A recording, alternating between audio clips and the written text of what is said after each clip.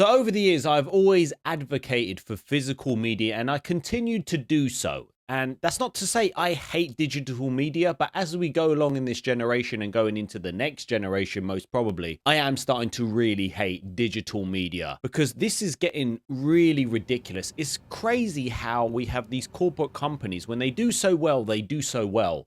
And then they want to do other stupid things that pisses off their fan base. And this is why I will double down on physical media. Yes, I do buy digital games from time to time. I like to see some deals. If there's games for like £15, £20, rarely have I bought a full price game. I think Alan Wake 2 was one that I did purchase full price. But other than that, I always try and get games that are like cheap. I like to have a few deals. Cyberpunk was very cheap at one point, very cheap when it was broken, which I did buy digitally. Same with The Last of Us Part 2. But this is getting ridiculous when it comes to always having to be online when it comes to these games. Now, I know a few people in the stream were talking about this because a lot of YouTubers have been doing some tests on this as well. Spawnway did an actual test on the PlayStation 5 and it did actually confirm that your console needs to connect every so often to then tell Sony servers that you've got a license for these digital games. And yes, on his video, they didn't work. When he took out that little battery thingamajig, I'm not too technical. And yeah, they didn't work. But when he played like Crimson Desert, he had the disc, it was working. So my advice would be to you, always choose physical media because there will be a time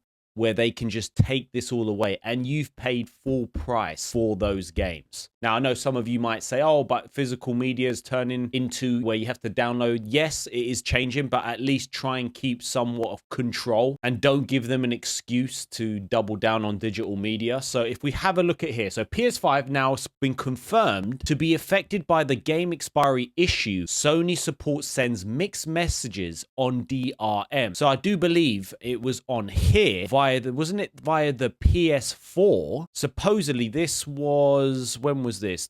April 27th, which was only yesterday. Any PlayStation game purchased digitally after March systems update will reportedly now require an internet connection once every 30 days to validate the license. If the console stays offline longer than that, the games will not launch until you reconnect, because there was a thing about the PS4 where it actually had a time frame. It said like last 30 days, but the PlayStation 5 doesn't have that. But what I'm seeing of this is that it's affecting newer games that are coming out. So there's some older digital games that will work offline even after like 30 days. But it's all about these newer games that are now requiring this check-in online, which is not a good thing at all. So let's see. We're deep into Tuesday. Still no comment from Sony. I would hope that Sony would give a statement. It'll be, well, I say it would be very surprising if they don't. It would just make you sound like you care about your customer base when it comes to this. But now we have confirmation that the 30-day expiry timer is affecting software purchased within the past few weeks, which I just said, on both PS5 and PS4. So it's crazy that this has been added into like modern digital purchases, shall I say. However, a slew of statements from customer support have started circulating. So let's see what he said. I know I just actually had this up. Thank you for your interest on the 30-day timer that has been applied to new purchases. This is ridiculous. Affected content, games purchased digitally after the March 2026 update.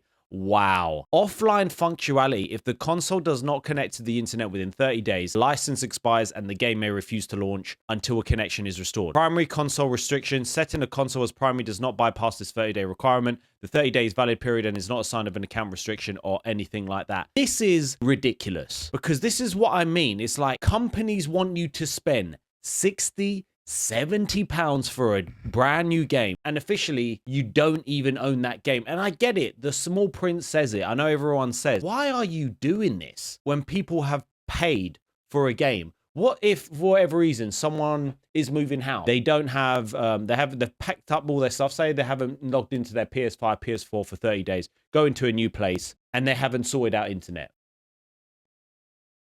So that means that they won't be able to play their digital games because they need to wait till they connect to the internet. And this is what I mean. And people say I overreact when it comes to physical versus digital, whether it's convenience or not. They are taking the power away from you as the consumer. And it pisses me off because for years we had the power as the consumer. And it's like They want to increase prices of games. They want to release broken ass games. They want to sell a brand new console for 700, 800, 900 pounds plus. God knows what the PS6 is going to be. And then they want to make it even more inconvenient for you to not actually own the games that you have bought at full price. There will come a day that say the servers will not work. You can never say never when it comes to anything in life. For whatever reason, just imagine PlayStation decide to say they go bankrupt in 30 years. All of those digital games, hundreds of digital games, thousands of pounds you've spent on those games, and they don't work. This is ridiculous. And I just think this is so anti-consumer. And I did do a video on the main channel going about the things I hate about gaming. And one of them is digital media. So some of these appear to imply that the 30-day check-in is intentional. For me, it sounds like it is intentional and was incorporated after the March update. So that's what we're getting. As always, would recommend approaching statements from customer support like this with a degree of skepticism. So I guess you could say this is not 100%, but it seems pretty obvious from that. While the information doesn't appear clear-cut, some of these so-called agents are chatbots. Others simply aren't equipped to this field topic. So, okay, so potentially this could be wrong. So potentially Sony could do an update. I don't know. They might make a statement and say there's been an error on the PS4. I don't know. Don't see that happening, but this could be wrong and they could be like, no, this isn't the case. So there has been confusion about the PS5 was affected, which requires you to connect to the internet every 30 days. And as I said, Spawnwave did do an incredible video going through this. And just to reiterate what he did, he went through some of the digital purchases that worked. Say this game, they worked totally fine. Crimson Desert worked totally fine. Pragmata worked. And then obviously what he did was he totally disconnected from the internet, or he already was, but he took out that little battery thing. And would you believe it? After that, he couldn't play Saint Slayer, Spear of Sacrilege. This didn't work. And it just makes you think he's bought these games, can't use the content, can't connect to the server to verify your license, even though you've already paid for the damn game. What's crazy though, but would you believe it?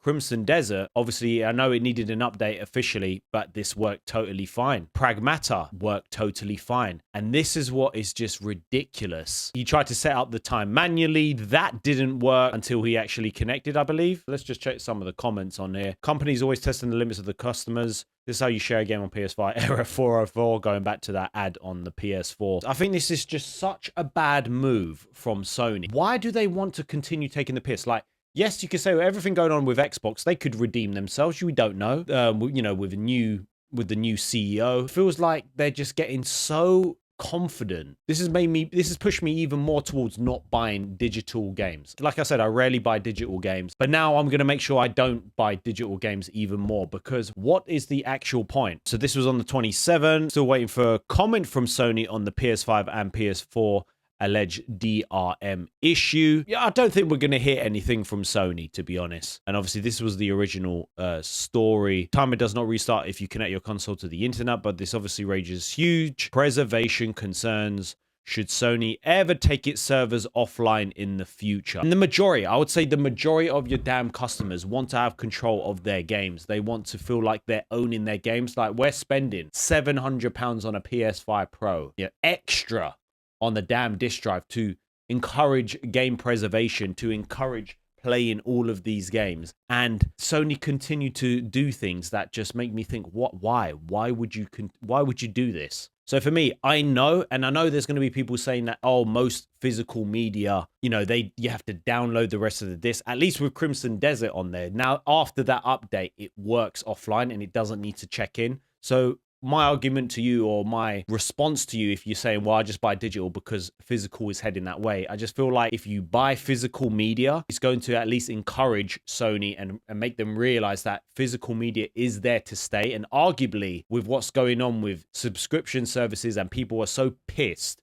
about all of these ever-growing prices that go up in price with like Xbox Game Pass and Netflix, for me, I'm done with subscription services, and I'm going to eventually focus on building a Blu-ray/DVD collection. So when my son's older, he can actually see them and actually choose one instead of doom scrolling on the TV. And every so often they take away shows, they put them back on. Christmas comes along, they take away popular shows, they put them back on. It's just ridiculous. But what do you think about this instance with Sony, with digital purchases, having to connect every so often to the service to verify a purchase you have done?